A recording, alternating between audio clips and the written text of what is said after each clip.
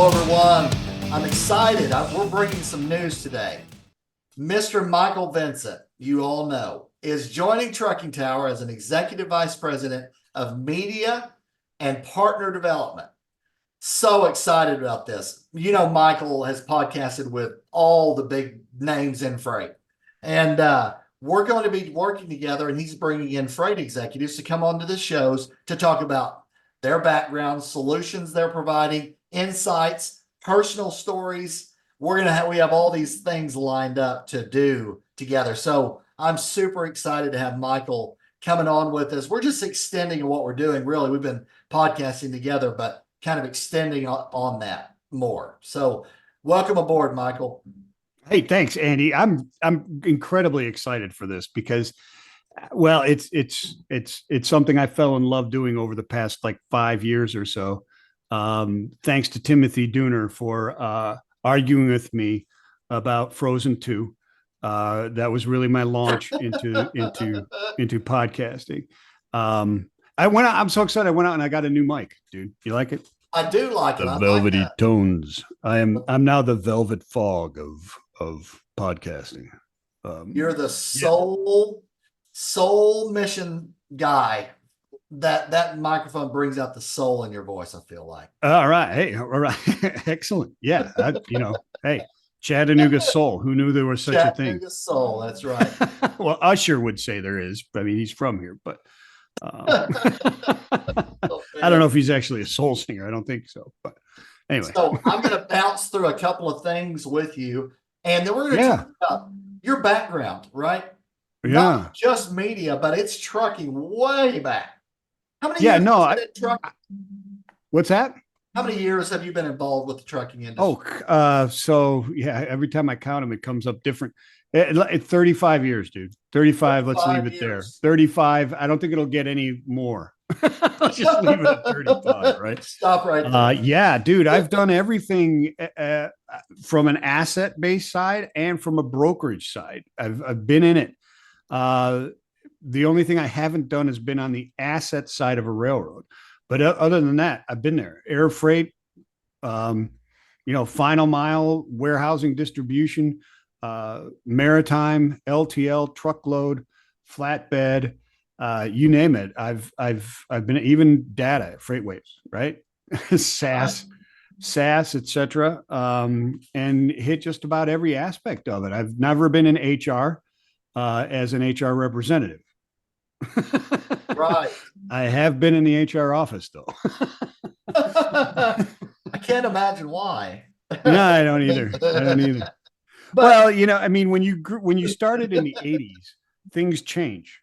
Right. Right. And so sometimes those changes can be a little rough. Let's put it that way at times. Well, you did. I'll tell you this though. You were president of a division of U.S. Express, also, right? Yeah, at at XGS, we were. That was my second foray. It was specialty LTL and warehouse, fulfillment and distribution, specifically in floor covering, is what that was. Yeah, throughout the U.S. I mean, if it was on your floor, we touched it at one point. Which was really interesting. That was a fun spot. But yeah, I was there for a little while, and after that was the jump into FreightWaves. Once we sold off that company for U.S. Express, I think U.S. Express owned it on accident. There's always been these rumors that they accidentally signed a note they didn't know what it was for. Yeah, they acquired some other company, and this little carpet carrier happened to come with it, and they kept adding other carpet carriers. Then it became Express Global. So they built it up really, okay. And then because they were doing a lot of air freight feeder service as well when I first got there as well, in the backhaul lanes and that type of stuff. So yeah, air freight feeder service I can add to my background, but. And so taking all that stuff into account and doing it has led me to have some pretty good insights into what is going on and what has happened over the years, and all the different developments in the industry. When I first started the industry, it was before it was deregulated. So I've seen a ton in truckload. So, I mean, it's the changes have been unbelievable. You know, I used to run around with a calculator and add up all the bills, weigh bills, and weight on the trucks on a 200 door dock, and then send them all out through an AS400 on a Twix machine that would print out everywhere. So those were our updates as to where we were. There wasn't, you know, we didn't have an email or any kind of thing happening. There was no real internet or anything like that. It was just, you know, inside the company. And so I'd be giving out, you know, half the updates I was given were 2 hours old before you got them. I mean, this truck is half full and it's going to Tulsa, and somebody gets the message, you go, oh, I got to have this shipment on or whatever. Sorry, it closed 4 hours ago. By the time you come back, you know, it's nuts. It's nuts. Yeah. And I go back to the early 1990s, like 1992. My very first real job, right? I did mowing routes and all kinds of stuff, but first real job was in a software company in logistics. They ended up getting acquired by Trimble, but I was entering driver logs for unload rates and stop times and setup times and which accounts were detaining drivers and all this data. And it was a 286 computer running Lotus 1, 2, 3. Nice. Yeah, no. Hey, I used to do the same thing. They were F9. It was called an F9. The driver P&D log is called an F9 in the roadway manual, which was like that thick. Right.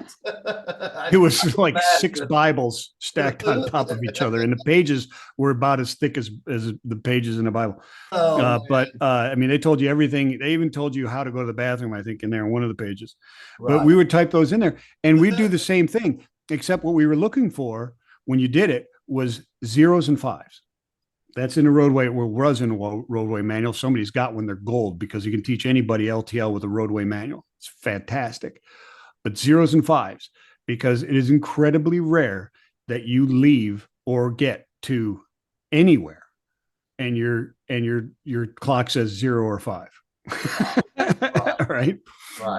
It's it. So you can find an hour of the day that somehow mysteriously disappears because everything on there was 0s and 5s. And so you could find, you know, and you're always looking for those efficiencies, right? So, right. No, yeah, that kind of data pointed out a lot of things that were going on with drivers and various things before. Well, I mean, they didn't realize that they were going 4 miles an hour between these two stops and 107 miles an hour between these two stops, because they put these 0s and 5s in there to cover up what they were actually doing. Like, dude, they didn't want to say I was at Burger King, so their unload rate for that 1 hour was 200 cases an hour. But on the other ones, it was 30 cases an hour. You know, exactly. What happened here? Yeah, exactly. It was Burger King that gave them super strength to get all the cases loaded. It was that double Whopper with cheese. I'm telling you. It does it, right? The protein is unbelievable. It's exactly right. Oh, man. So I'm going to share my screen because we're going to talk about social media a little bit and what we're doing. So I'm going to share a couple of things with the audience here. First of all, we're on YouTube and LinkedIn. And on YouTube, we've recorded now as a company 174 episodes. And we've got about 12,300 subscribers on our YouTube channel. And then if we bop over to LinkedIn, we've got another 3,000 followers on LinkedIn.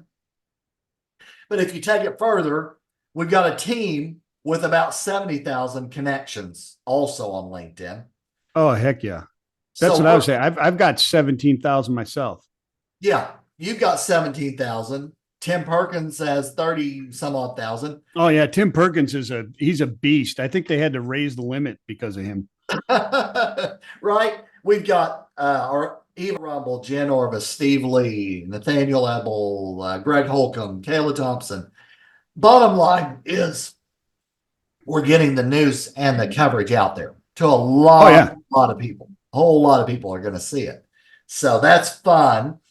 And our statistics over the years, of course, our viewers, subscribers, and views per month just keep going up.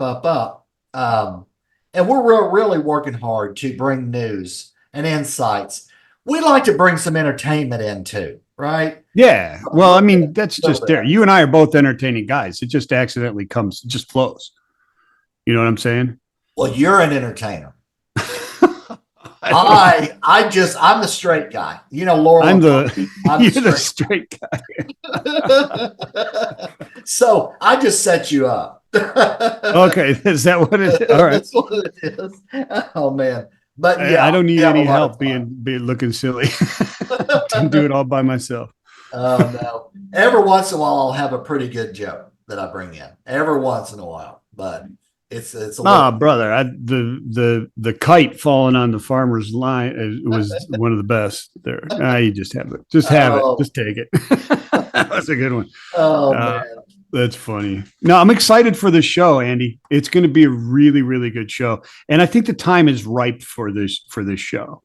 You know, and it's coming from the perspective of I've been there and I've done all this, right? And I understand where these guys are coming, what they're working on, and how things operate in the logistics industry, right? I didn't come out with a degree. I smelled diesel and sweat and froze on an open air docks and drove trucks and all that kind of stuff throughout the years and learned all this.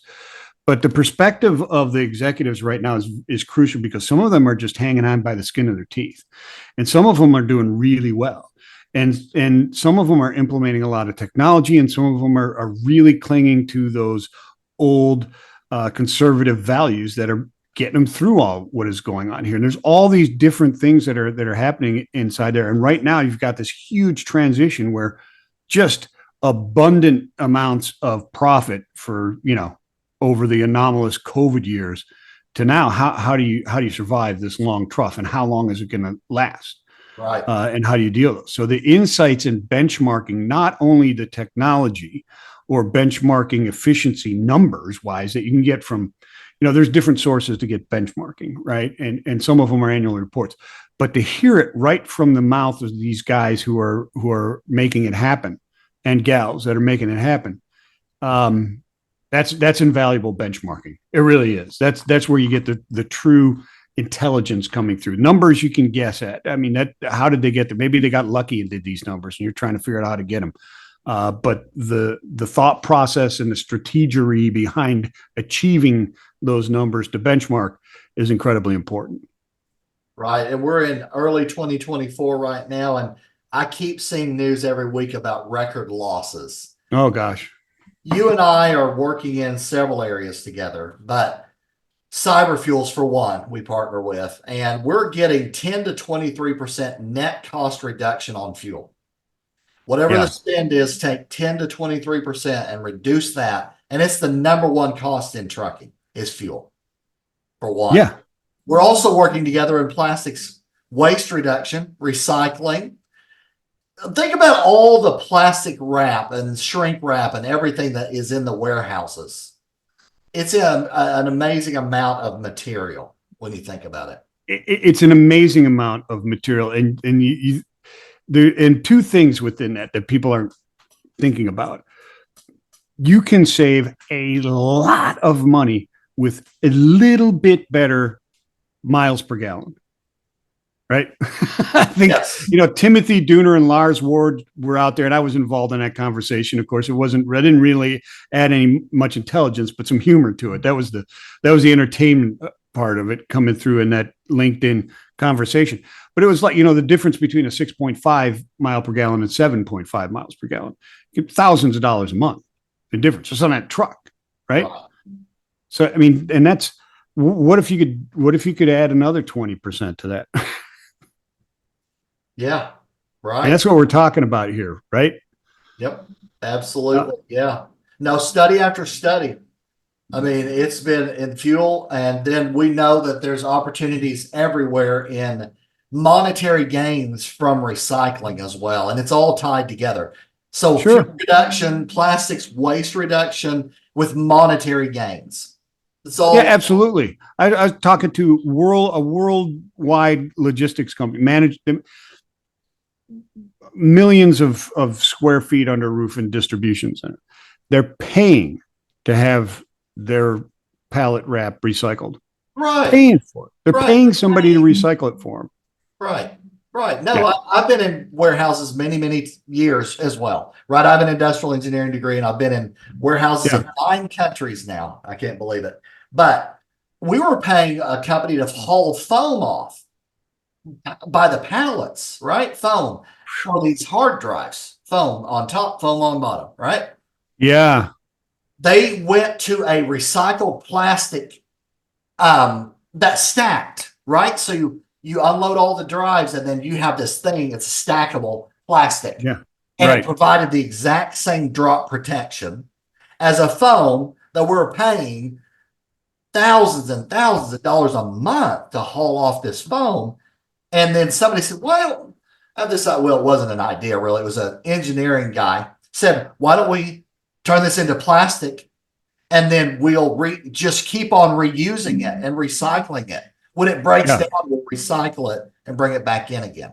And that was everybody's like, how much will we save? Oh, like $7 million a year. Oh, by the way, we'll save $7 million a year. Yeah. You sold me. Yeah. And that's what people don't understand. You can still do that. I mean, those opportunities are out there, and that's what we're doing at OPT. And what you and I are working on as part of what we're working on. Those opportunities abound. They're everywhere. They are. The circularity of it. And what the thing is the trucking industry is set up perfectly to allow all this to happen and be the enablers for other industries. It's not just the trucking company that can redo their pallet jacks or I mean their pallets or their pallet wrap, et cetera, that plastics, or use, cyber fuels dynamo product within their engines and save 20% on their MPGs and their net fuel costs, right? They can provide these to their customers to create those customer communities that become very, very sticky, right? And you can provide that recycling because you've got the network to be able to handle it. If it's done properly, it can be quite impactful on the sustainability side, and can actually produce revenue streams instead of costs to have things recycled. Well, you and I, Michael, will continue to podcast about sustainability initiatives. Yeah. And they used to just kind of be a government mandate thing, but in recent years, it's become a industry thing. And Yes. I've seen more and more and more of that. So those topics continue to come up, of course. But we're super excited to have you launching this Freight Executives Insights show. I can't not wait. Couldn't be more excited. So yeah, me too. I'm ready to go. I've got a couple in the can already for you. that's right. Absolutely. He's out of the gates. He's full I'm in it. speed ahead. Hey, if you want to be on it, you're a freight executive. Hey, DM me. That's right. I'm all over LinkedIn. You can't. You're probably sick of seeing me. Some of you. Well, we're super excited. So more to come. Freight Executive Insights. I can't wait to have the executives on featured and all the things going on in the industry. It's super exciting. That'll do it for this week. Thanks for listening or watching, everybody. And we will see you again on the next one. Take care, everybody. Right on. Peace and love.